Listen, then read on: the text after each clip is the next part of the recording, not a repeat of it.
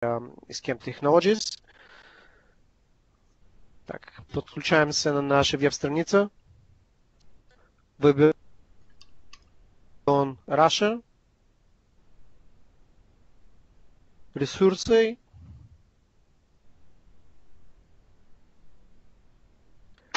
Нажимаем на пробную версию. Выбираем гипервизор. Я буду использовать VMware. Выбираем Russia.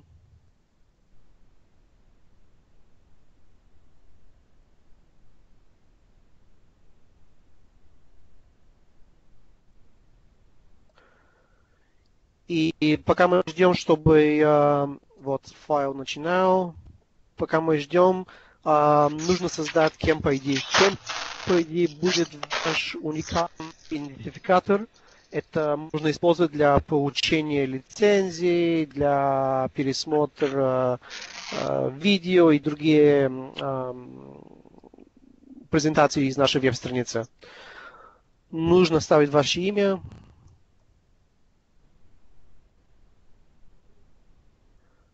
Имя и компания. Ваш телефонный номер. Ваш email адрес. Подтвердить этот email адрес еще раз. Выбрать ваш пароль. Еще раз пароль и нажимать на Create Camp ID. После этого вы получите email из Camp Technologies, который выглядит следующим способом.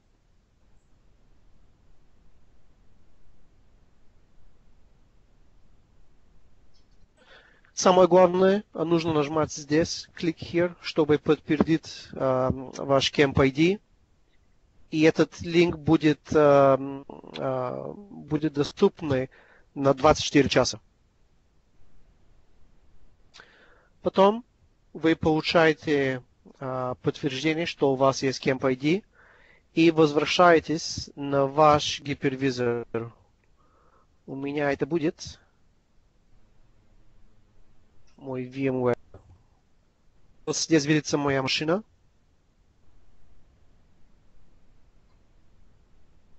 И подключаюсь на консоль виртуальный аппарат.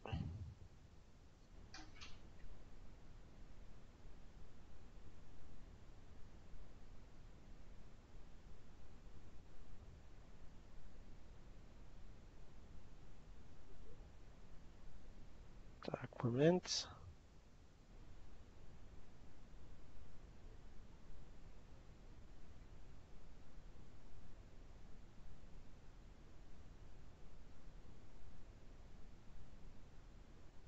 Виртуальная машина.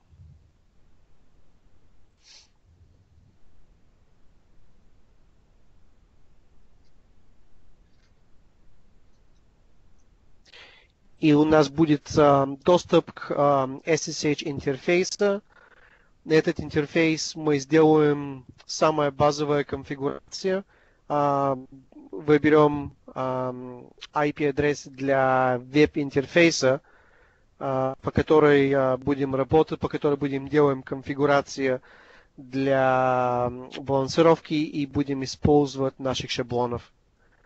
Я просто жду, чтобы машина загрузилась. Вот, у меня машина есть.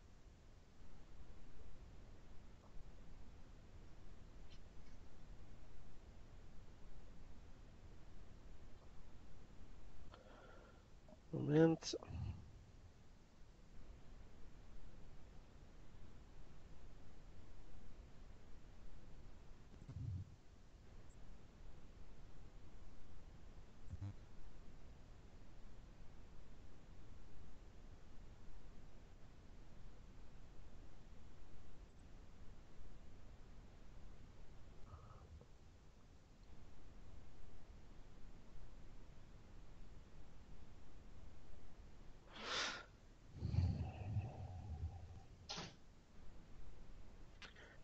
Так, потом мы открываем веб-интерфейс балансировщика.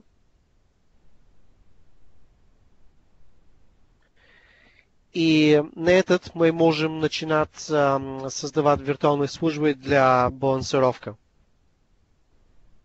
Минуточку, хочу показать, как можно достаться до этот экран. Как я сказал, сначала мы открываем SSH интерфейс. Пароль будет BAU. И пароль будет one for all. Вся эта информация можно увидеть в нашей документы, которые вы можете загрузить по нашей веб-странице. Сейчас нужно выбрать IP-адрес для веб-интерфейс балансировщика. Я буду использовать вот это 10.1.9.9.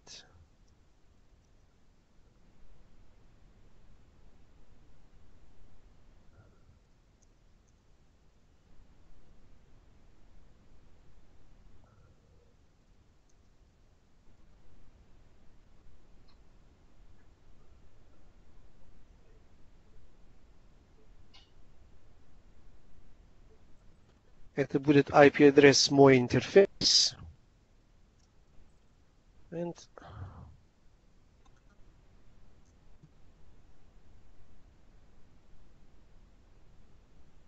так.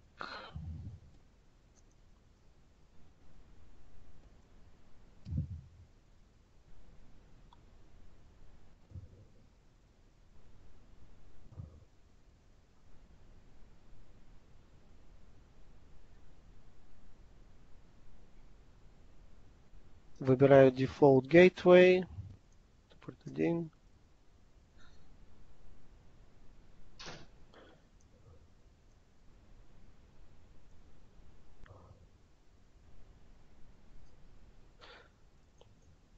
Так, чтобы достаться до веб-интерфейс балансировщика, я буду использовать этот IP-адрес. Так. Закрываем этот.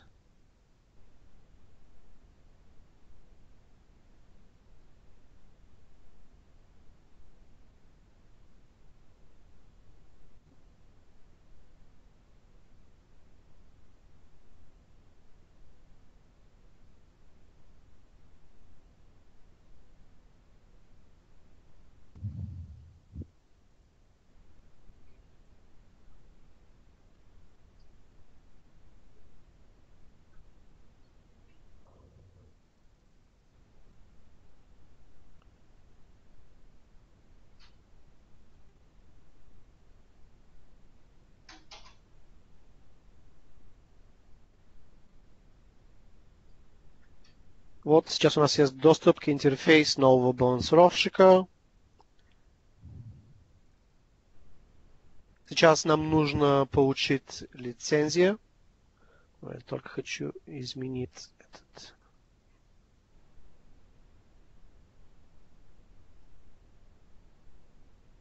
Так. Нужно нажимать на I agree. Здесь мы можем выбрать 30-дневная тестовая лицензия. Вы получаете доступ к VLM 5000. Это виртуальный балансировщик с 5 гигабитной пропускательной способностью. Также хочу отметить, что когда вы используете 30-дневная тестовая лицензия, вы также получаете доступ к нашей службе технической поддержки на премиум уровень. Выбираем 30-day trial. Allow. Сейчас нам нужно получить 30-дневную лицензию. Я вставляю свой Camp ID, это мой email адрес.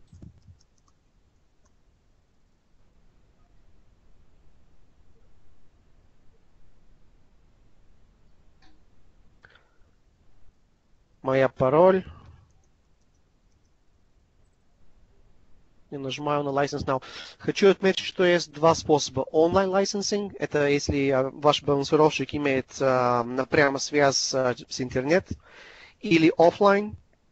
Это значит, что вы получите email из Chem Technologies с ваш лицензионный ключ. Это Gmail выглядит так, про что вы знали. И это является лицензионный ключ, который нужно скопировать и вставить в интерфейс балансировщика. Но сейчас мы попробуем, мы будем использовать онлайн licensing. License now. Вот что-то неправильно с моего имени.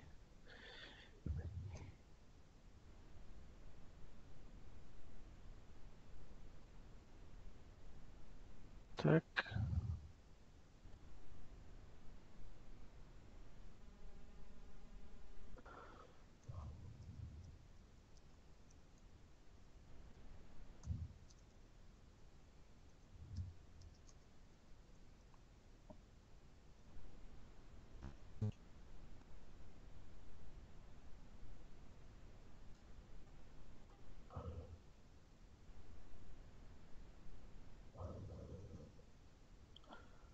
Пробуем с offline licensing. Нажимаем на Here. Здесь заполняем наши Camp ID и пароль. Нажимаем на Submit. И получаем email, который я уже вам показал. Сейчас проверяю мой Gmail. Там будет новый email с мой лицензионный ключ.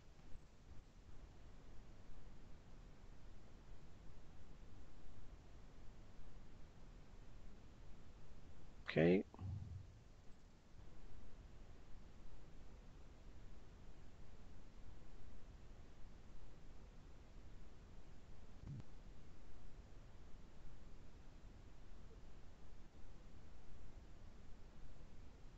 Вот я уже получил email с мой лицензионный ключ. Делаю copy, включая и end.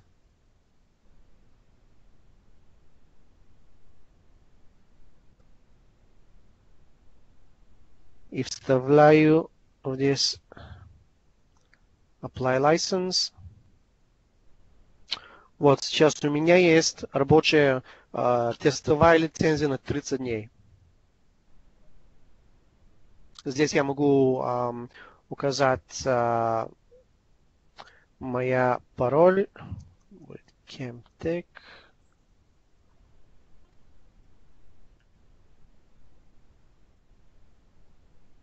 Это должно быть номер тоже. Camtech 1.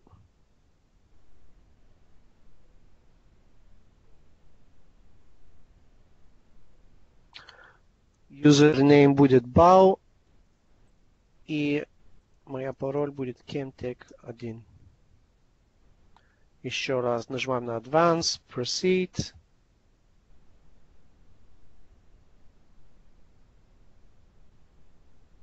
Now.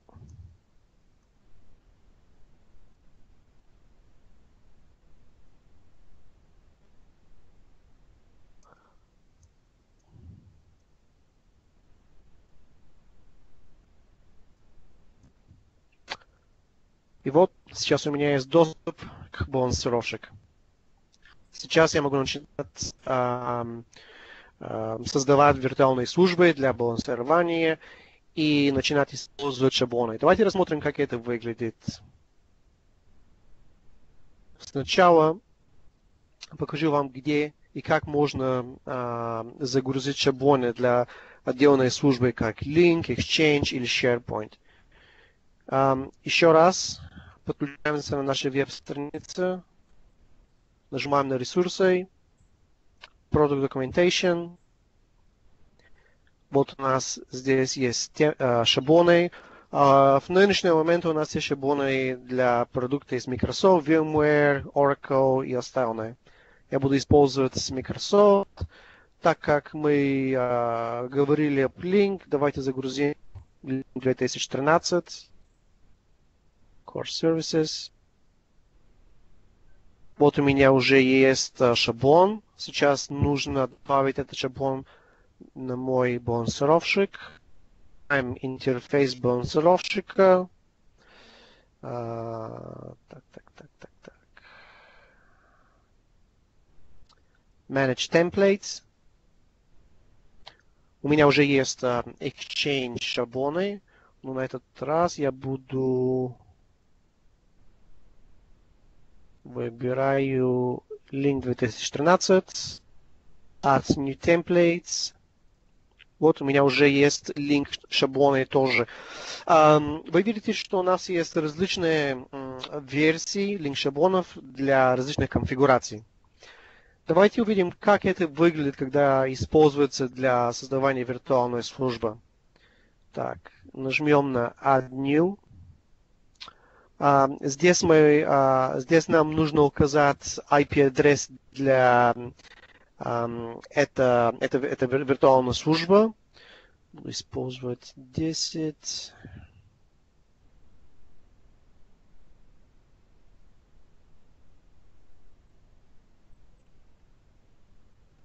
Это будет мой виртуальный адрес. По этому виртуальный адрес пользователи смогут подключаться и достаться до серверов. Здесь я могу выбрать темплейт. Я буду использовать Exchange 2013. И потом только нажимаю Add this virtual service. У меня уже преднастроен service name. Если хочу, я это могу изменить. Здесь я могу добавить дополнительный адрес. Здесь я могу выбрать типа служба. Но сейчас у меня это преднастроено как HTTP, HTTPS. В стандартные опции мы видим, что у меня transparency значит, что балансировщик будет работать в прозрачном режиме. Он не будет делать NAT. У меня это уже преднастроено, потому что я использую шаблон. Для устойчивости я могу выбрать одна из этих опций. Так, у меня scheduling метод балансировки нагрузки уже настроен как аккаунт-робин, но если я хочу, я могу выбрать один из остальных методов распределения трафика, который у нас также есть.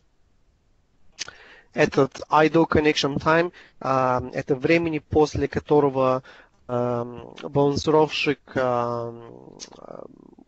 выключает связь, если нету запроса из клиента к серверу. Открываем SSL Properties, потому что балансировщик тоже имеет возможности открыть криптографические пакетов. У меня это настроено как Re-Encrypt.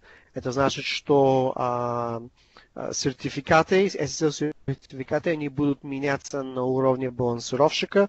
Здесь я могу выбрать сертификаты, могу добавить дополнительные алгоритмы для криптографической услуги. Могу выбрать, если клиенты должны иметь свой SSL-сертификат, когда они подключаются на балансировку. Как видите, у меня здесь есть ряд опций. Но я не буду менять ничего, потому что у меня уже шаблон настроил все.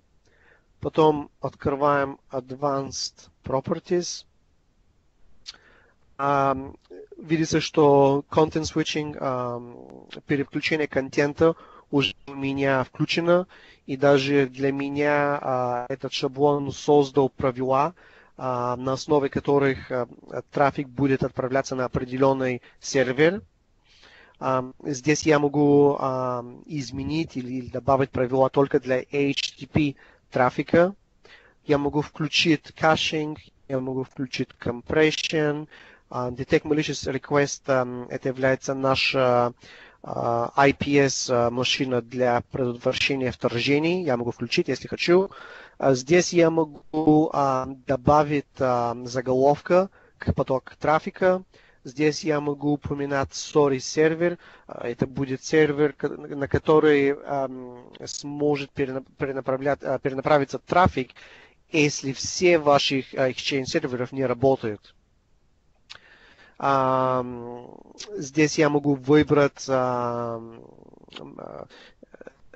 месседж, который видится с точки зрения пользователя, когда он перенаправляется на этот sorry сервер. Также могу выбрать default gateway, если я хочу.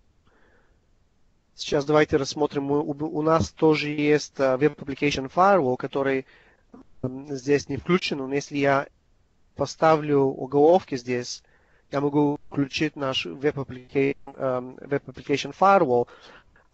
И здесь я могу выбрать правила, на основе которых наш firewall будет предотвращать атаки на 7-го уровня. Но это было выключено. Так, я использую шаблон. Я могу включить наша служба ESP. Это ESP стоит для Edge Security Pack. В самое время это заменяет Microsoft TNG. Если я поставлю галочку, видится, что сейчас балансировщик в самом деле будет играть роль обратного прокси. Я думаю, это является очень важно, когда мы балансируем не только Exchange, а даже более важно, когда мы балансируем линк среды. Потому что балансировщик будет заниматься с балансировкой трафика, и также все подключения ваших клиентов, они будут проходить через балансировщик. Он будет в самом деле обратная прокси. Здесь я могу добавить domain, виртуальные хосты и так далее. Но я хочу показать вам, как это выглядит, как это уже у нас настроено на каждое отдельное так называемое sub-virtual services. Потому что, и поэтому я уберу галочку и хочу показать вам sub-VS. Как вы уже знаете, балансировщики Kemp, они проверяют не только здоровье ваш сервер, они также проверяют, как отдельные виртуальные службы, которые работают на ваш сервер, как они, если не отвечают на так называемые health checks. И поэтому у меня этот шаблон уже создал отдельная виртуальная служба для каждой одной из служб, которые функционируют в рамках Exchange сервера. Давайте нажмем на OWA, нажмем на Modify. Просто хочу показать вам, как у меня уже все настроено. Вот у меня есть имени, типа уже выбран, у меня настроено метод распределения трафика, quality of service уже настроено. Но самое главное, что здесь в опции у меня уже все было настроено. И чтобы я начинал балансировать Exchange сервера, мне нужно сделать только один шаг, и это добавить IP-адрес в сервер. Потом я готов начинать балансировать. Также я обещал, что мы рассмотрим, как можно создать высокодоступный кластер. Потому что мы всегда рекомендуем, что наши решения внедряются и используются в режиме активный и пассивный высокодоступный кластер. Если первый балансировщик выходит из строя, второй балансировщик без никакого перебоя с точки зрения пользователя продолжает балансировать трафик. Как это можно создать? Конечно, нам нужно два балансировщика. Сейчас перед нами мы видим интерфейс H-кластера. Эта коробка здесь, она представляет мой первый балансировщик, активный, а этот мой второй балансировщик. Если нажмем здесь, сейчас мы видим интерфейс первого балансировщика. Момент, это будет...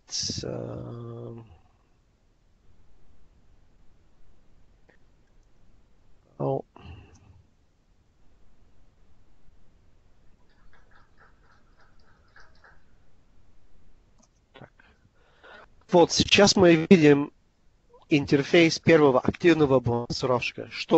Если бы это был единственный балансировщик, который у нас был, прежде чем мы настроили кластер, нам нужно сделать следующее. Нажать на HA Parameters, выбрать HA First Mode. Здесь мы можем определить timeout. Это значит, это количество секундов, после которой, если этот бонусировщик не отвечает на проверки здоровья, после этого времени он из активной переключается на пассивный. Здесь нам нужно указать интерфейс кластера, интерфейс, по которой мы будем подключаться на кластер и создавать виртуальные службы, как я уже вам показал. И потом мы нажимаем на интерфейс ETH0, указываем IP-адрес на этот первый бонусировщик, на который мы сейчас работаем, указываем IP-адрес для кластера и также указываем IP-адрес для второго пассивного бонусировщика. Это все. Потом переключаемся на второй бонусировщик. Нажимаем здесь.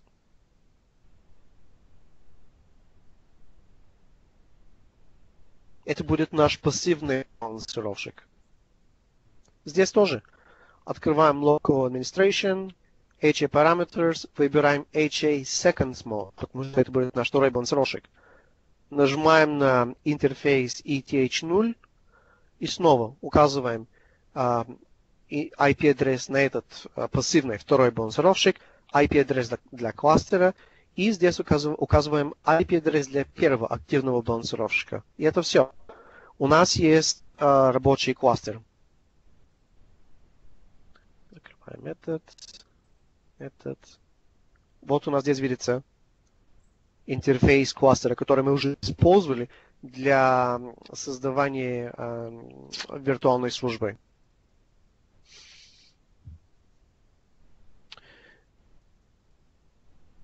Если бы я не использовал шаблоны, если я хочу, я могу создать виртуальную службу. Я нажимаю Add New. Если я буду балансировать не Exchange Link, а, скажем, виртуальные серверы, снова мне нужно указать IP-адрес, доступный IP-адрес. У меня это будет этот один.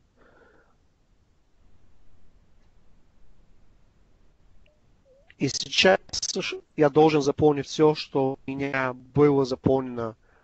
Я должен это сделать ручным способом. Но я могу показать вам, как выглядит с точки зрения пользователя, когда он подключается на веб-сервер через балансировщик. Поэтому я сделаю так, уберу Transparency, потому что мой балансировщик и клиент находятся на одной и той же сети, и поэтому балансировщик должен делать NAT. Здесь мне только нужно добавить реальный сервер.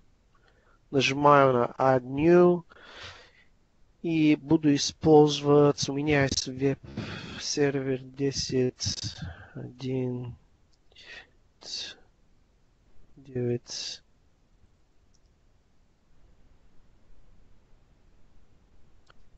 $24. Вот я уже добавил этот сервер. Вот здесь у меня я только что создал это виртуальное сервер. Она имеет свой IP-адрес, который перенаправляет трафик на этот сервер. Давайте подключимся прямо на сервер.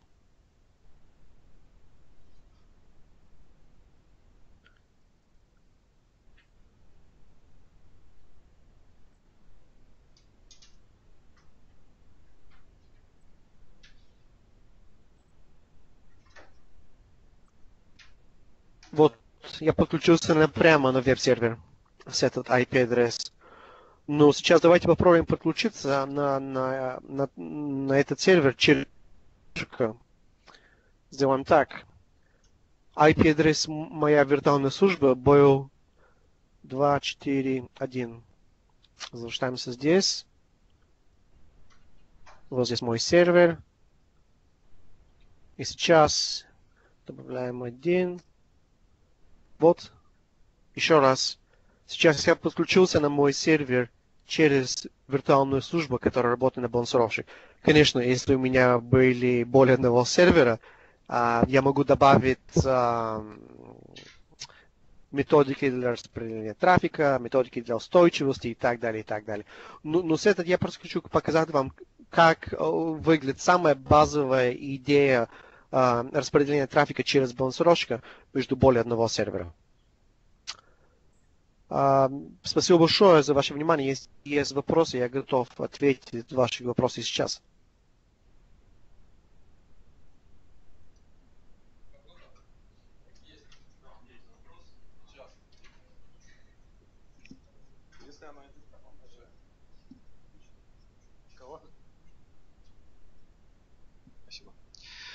Некоторое время назад заявлялось, что выпущен был для Кэмп add-on, который позволял заменить некоторые функции TMG.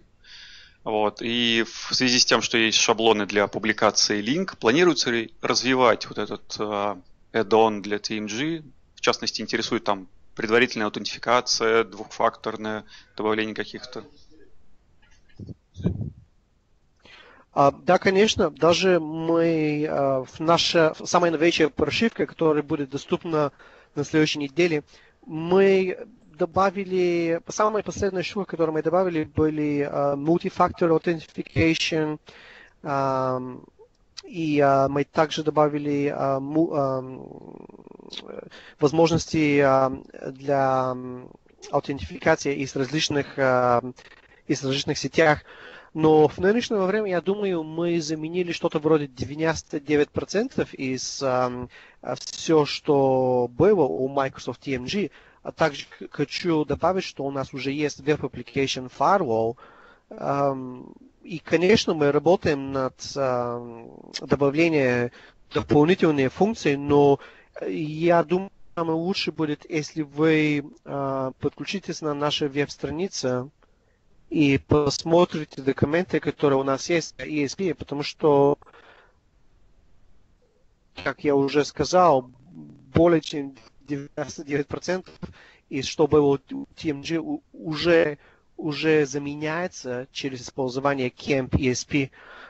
Жмите на ресурсы, Product Documentation, и если вас интересует более техническая информация, все это можно найти здесь в Feature Description. Edge Security Pack.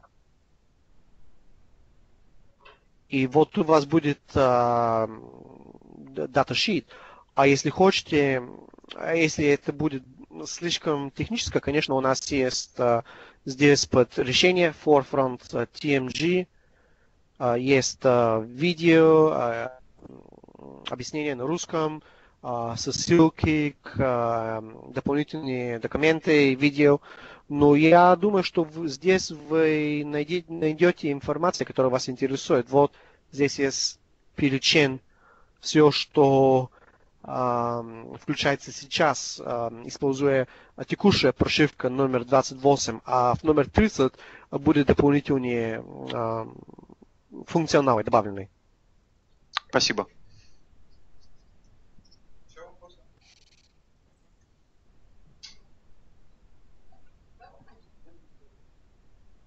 Дима, спасибо большое. Там вам хорошего дня. Спасибо большое. До свидания. Спасибо за